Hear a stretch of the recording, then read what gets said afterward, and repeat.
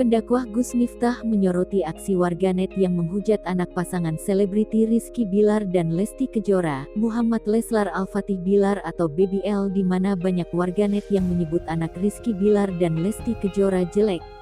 Gus Miftah menjelaskan jika orang menghina anak Lesti dan Rizky Bilar sama dengan menghina Tuhan. Lebih lanjut, Gus Miftah berujar ia menangis jika mendapati seorang bayi yang diolok-olok. Gus Miftah menuturkan agar warganet menjaga perasaan Lesti Kejora dan Rizky Bilar. Bayi itu enggak punya dosa, kenapa kita olok-olok? Kalau orang suruh milih semuanya pengin cantik, pengin ganteng, tapi itu cuma anugerah, lanjut Gus Miftah. Selanjutnya, Gus Miftah memperingatkan orang yang merasa dirinya cantik untuk tidak sombong.